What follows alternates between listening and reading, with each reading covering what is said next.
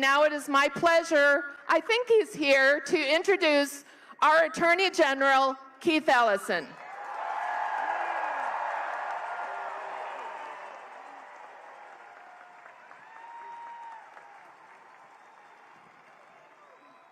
Friends, I want to ask you if you would be willing to have a minute of silence for Melissa Hortman and Senator Hoffman and their families.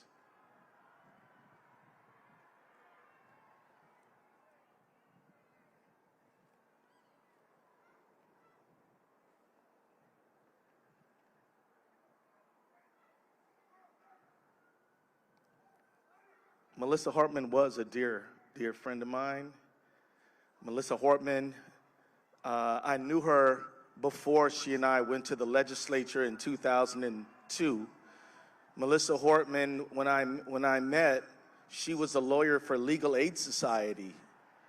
I don't know if you know Legal Aid Society, but this is an agency that works hard to take care for the poorest people in our community. And she was a lawyer, and she had a case where a woman who was a tenant was told that girls didn't have to pay rent if they were nice to the landlord.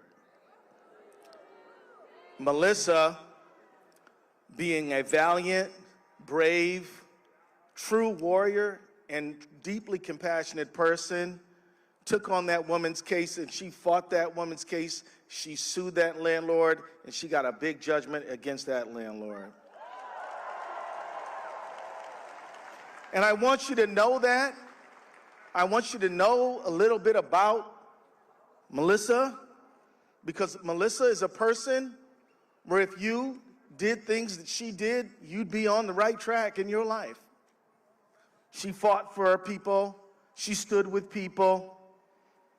She was a powerful political leader, but she also was a compassionate and kind person. Melissa proved that you could be a politician and be a good person. And I know some people wonder about that sometimes, but she really was both.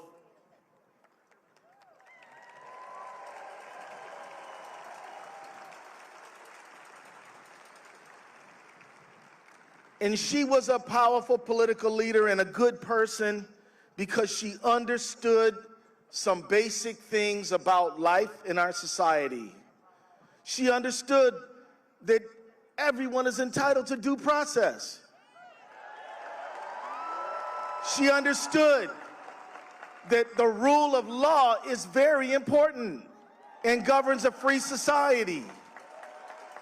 She understood that love means love, and it's not the government's business who you want to be in love with and be married to. She understood that every working person deserves to be represented by a union if they want one. She understood it. She understood that kids learn better on a full stomach, so she fought for universal school meals. She understood that you got to get your family to work, and you may need to drive, and whether you're an immigrant or not, the most important thing is to have a driver's license which says you know how to operate that car. So she fought for a driver's license. She also fought for the Minnesota Attorney General's office because she knew that we had to have some fighters in our courtrooms. She stood up to make sure that we had everything that we needed. And so when my office began to fight Donald Trump in court and file lawsuit after lawsuit after lawsuit against him, it was Melissa Hortman who knew that we would have to have a strong Attorney General's office, and she made sure we got what we needed. She would say to me, "How's it going, Keith?" I'd say, "We're fighting, Madam Speaker," because I never called her anything else other than just Melissa. She's a beautiful human being. I want you to know that.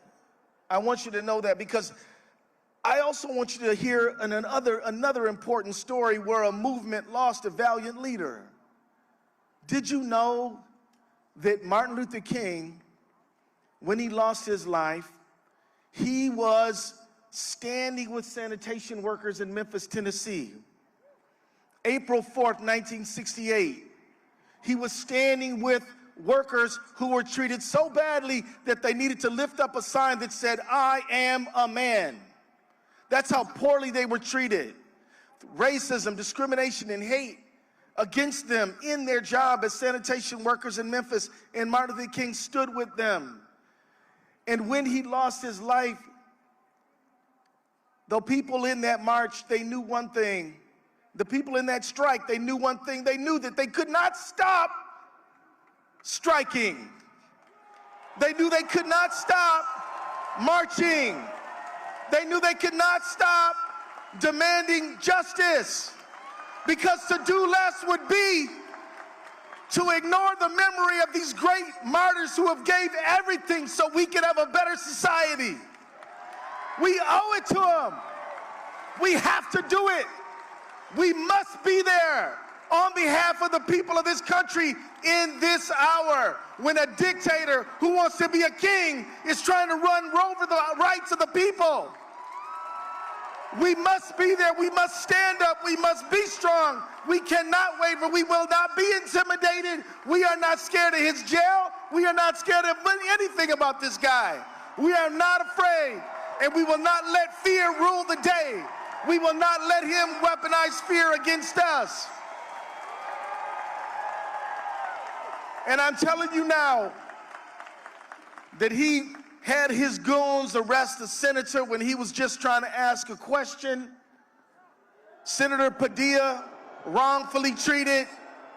He had his other goons prosecute and charge Congresswoman McIver in New Jersey, had him arrest the mayor of New Jersey, threatened to arrest the governor of California and the mayor of Los Angeles.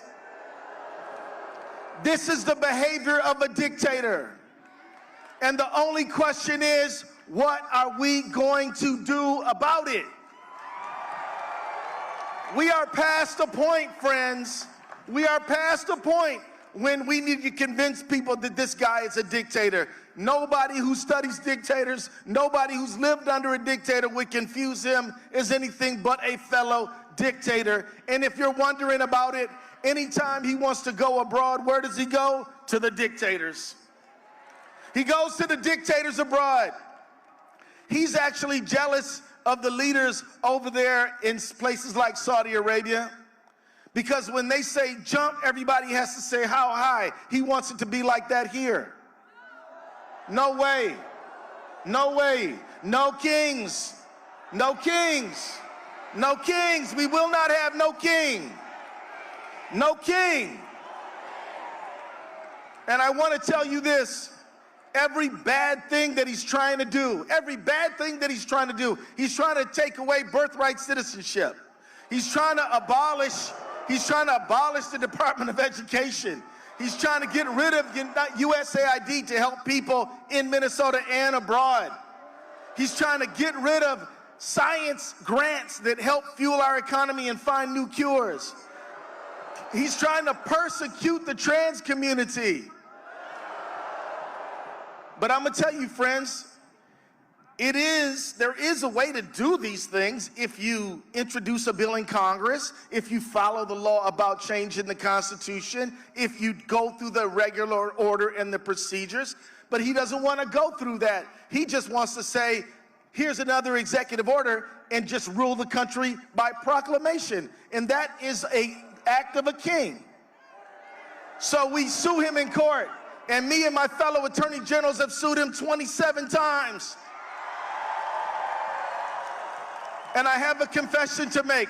I got to tell you the truth. Yeah, we're good lawyers and we're proud of the work that we do, but friends, we're not winning just because we're good lawyers. We're winning because every single thing he does is so illegal and unconstitutional. It's illegal and unconstitutional. How dare he call the Marines on American citizens protesting their government? Now, let me tell you how truly evil this is. How truly evil this is. Look, some of us here today, maybe we're our veterans, and I want to give them a hand. Some of us maybe did not serve in the military. But I promise you, because my son is a veteran, that everybody who put that uniform on did so to protect their families and their friends and their loved ones. That's why they did it. Now he's telling them to point bayonets at their neighbors. And I just want to let everybody know, if you are a member of the United States Armed Forces or the National Guard, you don't have to follow an illegal and immoral order. You don't have to follow an immoral order. You don't. An immoral order and an illegal order is no order at all. I want you to know that Martin Luther King, he lost his life in the struggle to help sanitation workers, but those workers won that strike. They won that strike, and you and I are going to win too. We're going to win. And many people who we love and are deeply, deeply precious to us are going to suffer. Maybe some of us will face an individual challenge. But for those who don't make it to the end, the rest of you have to carry on. The rest of you have to carry on. You have to promise to us and each other that you will not give up this fight for our country. You have to promise to us and each other, and mostly to yourself. Now I'm going to wrap up, and I want to say this. You may ask yourself, how can I get involved? Well, you are already involved. You did it. But every one of us has to be an ambassador back to America to recruit more and more people to this movement. Every one of us has to reach out. We need the clergy, Muslim, Christian, Jewish, Hindu, Buddhist, no faith at all, atheists. We need them all. We need to build the movement with our clergy. We need to build a movement with our labor unions. We need more labor groups involved. We need to build our movement with more neighbors, build our movement with more veterans groups, build our movement with more anti-war groups, build our movement. The people who study this say that if you get 3.5% of the country to oppose the dictator, you're gonna win. Did y'all ever hear that? That's all about 12 million people. And I'm gonna tell you, there's clearly 12 million people out protesting Trump today. So no kings, no kings, no kings.